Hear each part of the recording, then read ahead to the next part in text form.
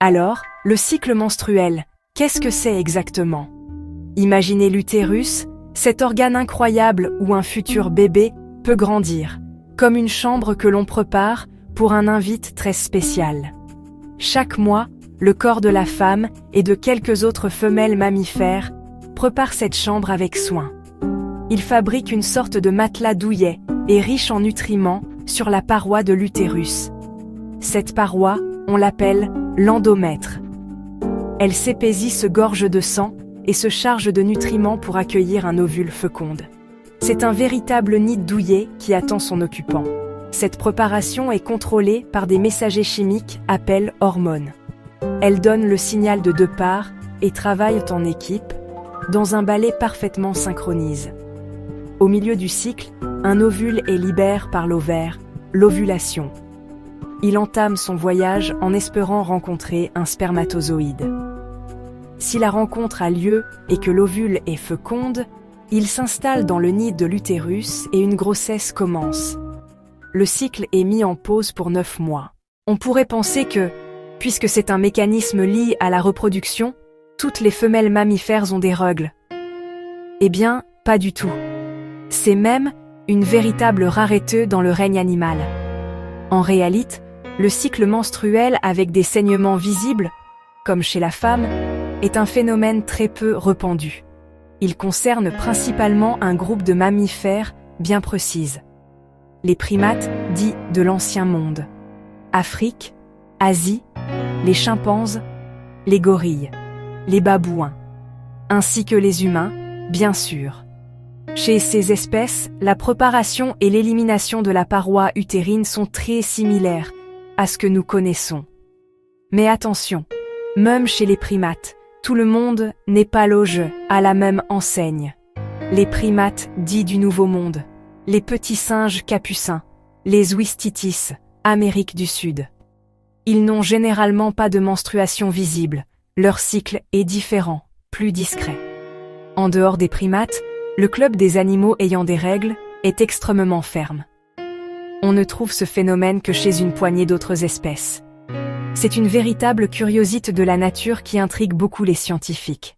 Alors, pourquoi cette différence? Pourquoi la nature a-t-elle doté les femmes d'un cycle menstruel?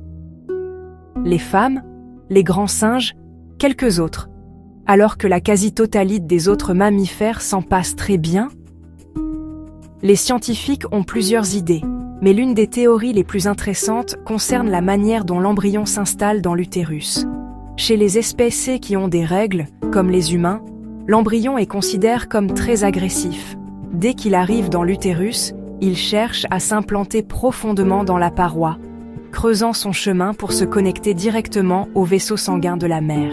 Cette implantation profonde, appelée hémocoriale, permet à l'embryon d'avoir un accès direct et illimité aux nutriments et à l'oxygène de la mère. C'est un avantage énorme pour son développement, surtout pour un cerveau très gros et énergivore, comme celui de l'humain. Mais c'est aussi un risque pour la mère. L'embryon prend en quelque sorte le contrôle d'une partie de son approvisionnement sanguin. Le corps de la mère a donc développé une parade.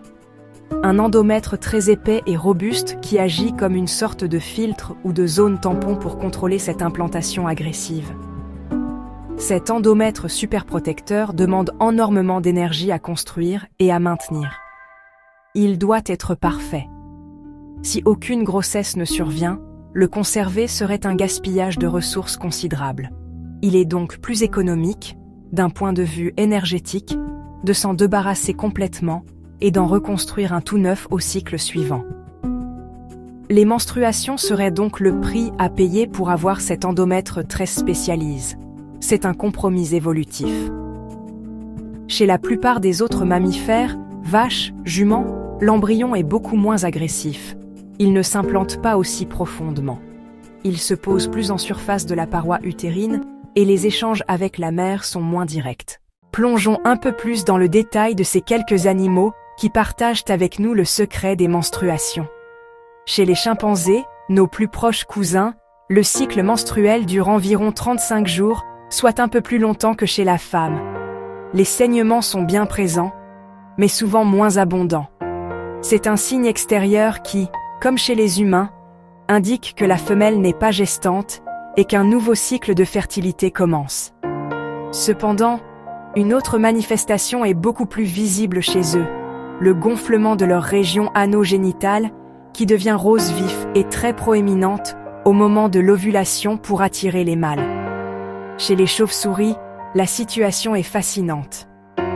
Seules quelques espèces, notamment dans la famille des Philostomidés, ont un véritable cycle menstruel.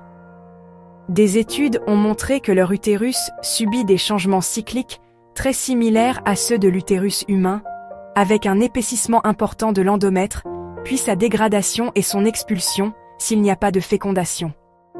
C'est d'autant plus surprenant que les chauves-souris et les primates sont sur des branches très éloignées de l'arbre de l'évolution. Cela suggère que cette stratégie de reproduction est apparue plusieurs fois indépendamment au cours de l'histoire. Et puis, il y a notre fameuse musaraigne éléphant, Elephantullus miurus. Une chauve-souris frugivore et une musaraigne éléphant côte à côte pour montrer la diversité. Ce petit animal, qui ressemble à une souris avec une trompe miniature, a été une grande surprise pour les biologistes. Les femelles ont un cycle qui dure quelques jours et à la fin, si elles ne sont pas gestantes, elles ont des saignements bien visibles.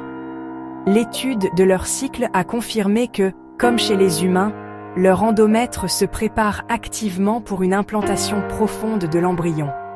Un parfait exemple d'évolution convergente. Si la plupart des mammifères n'ont pas de règles, comment fonctionne leur cycle de reproduction ? Eh bien, ils suivent ce qu'on appelle un cycle œustral. La grande différence, nous l'avons vu, c'est que la paroi utérine, si elle n'est pas utilisée, est réabsorbée par le corps au lieu d'être expulsée.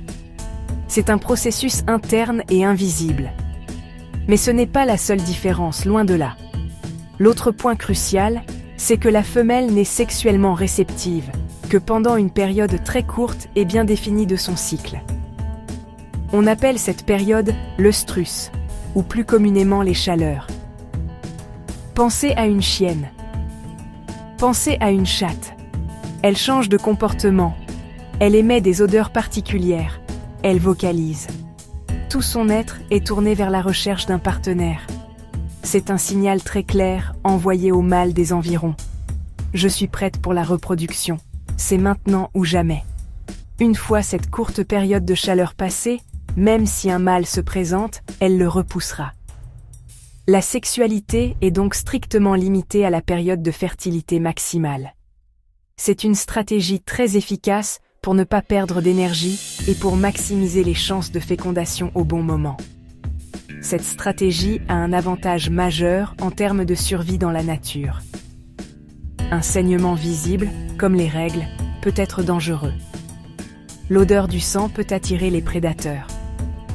Une femelle qui saigne est potentiellement plus vulnérable. En réabsorbant l'endomètre, l'animal reste discret. Il ne laisse aucune trace qui pourrait signaler sa présence ou son état physiologique à un chasseur affamé. De plus, limiter l'activité sexuelle à une courte période permet de ne pas être constamment en alerte ou distrait par la recherche de partenaires et de se concentrer sur d'autres tâches essentielles comme la recherche de nourriture, la surveillance du territoire. Le cycle œustral est donc la norme chez les mammifères. Il est plus discret, plus économe en énergie et peut-être plus sûr du point de vue de la prédation. Quand on compare le cycle humain à celui des autres mammifères, plusieurs différences sautent aux yeux. La première, bien sûr, ce sont les menstruations visibles, que nous partageons avec si peu d'autres espèces. Mais une autre différence est tout aussi fondamentale, la sexualité dissociée de la reproduction. Chez la plupart des animaux à cycle œustral, l'accouplement n'a lieu que pendant les chaleurs. Chez la femme, la fertilité est limitée à quelques jours autour de l'ovulation. Mais la réceptivité sexuelle peut s'étendre sur tout le cycle. L'activité sexuelle humaine renforce les liens du couple. Un rôle social clé. Une autre particularité, l'ovulation cachée. Chez de nombreux primates, comme les babouins, des signaux visibles annoncent la fertilité. gonflement, coloration. Chez la femme, rien de tout cela. Ovulation interne et silencieuse.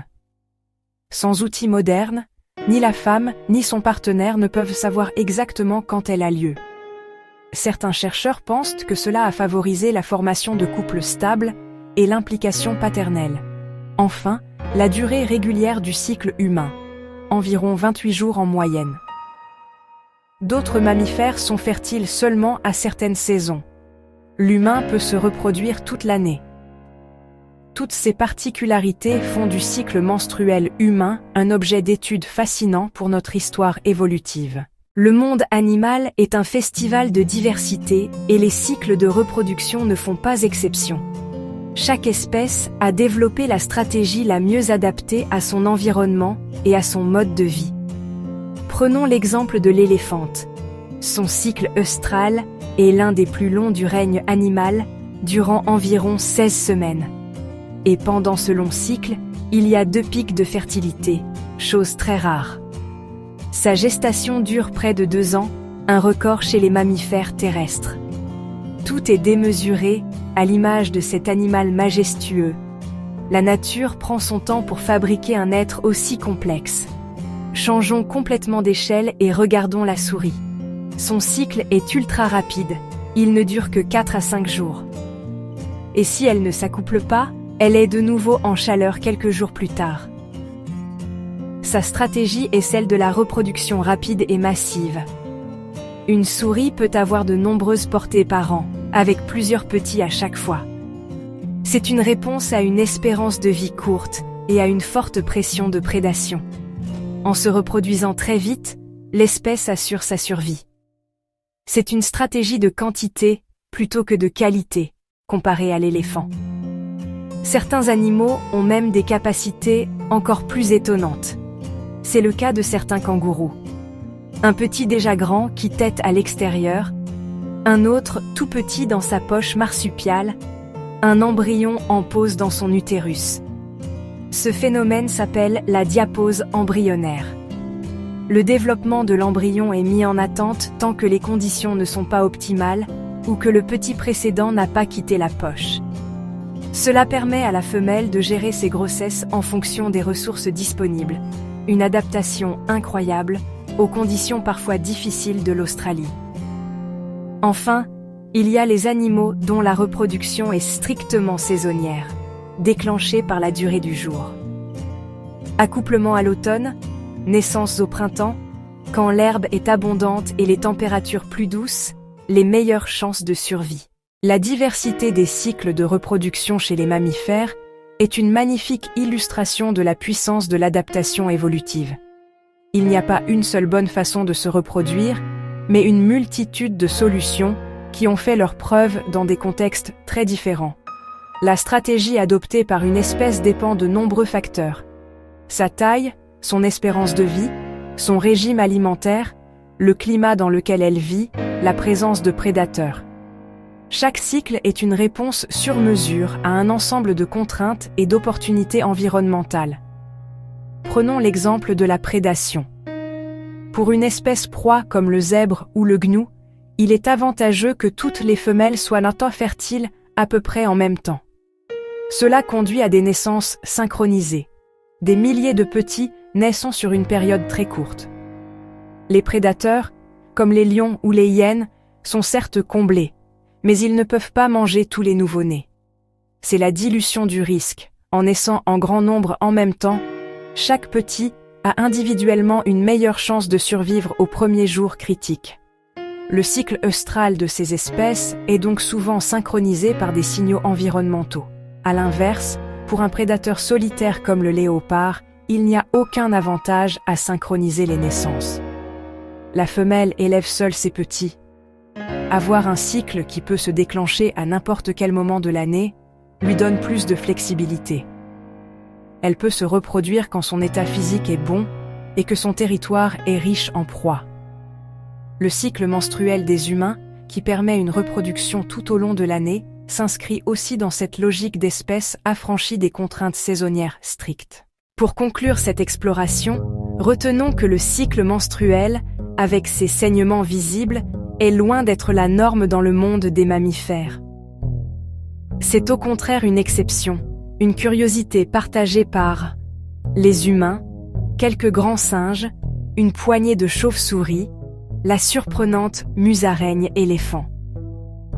La grande majorité des femelles mammifères, de la souris à l'éléphante, connaissent un cycle œustral où la paroi utérine est discrètement réabsorbée par le corps s'il n'y a pas de grossesse. Leur vie sexuelle est également limitée à une courte période de chaleur. La raison de cette rareté des règles est probablement liée à une histoire d'équilibre entre l'embryon et la mère. Les espèces menstruées ont un embryon qui s'implante très profondément dans l'utérus pour puiser un maximum de ressources. Une nécessité pour développer un grand cerveau. Pour contrôler cette invasion, la mère construit un endomètre très épais et robuste. Le jeter et le reconstruire chaque mois, via les règles, est le prix à payer pour ce système de haute performance. C'est une stratégie coûteuse, mais qui a permis l'émergence de notre espèce. L'ovulation cachée, la sexualité non strictement liée à la reproduction, la capacité à concevoir toute l'année. Toutes ces caractéristiques ont façonné notre organisation sociale, favorisant les liens de couple stables et l'implication des deux parents. Comprendre le cycle menstruel, ce n'est pas seulement comprendre un mécanisme biologique, c'est aussi toucher du doigt ce qui fait de nous des humains. Loin d'être un sujet tabou, le cycle menstruel est une fenêtre fascinante sur l'évolution. Un phénomène naturel, essentiel, signe d'un corps en bonne santé. Alors, la prochaine fois que vous entendrez parler de règles, pensez à cette histoire incroyable. C'est pas sorcier, finalement.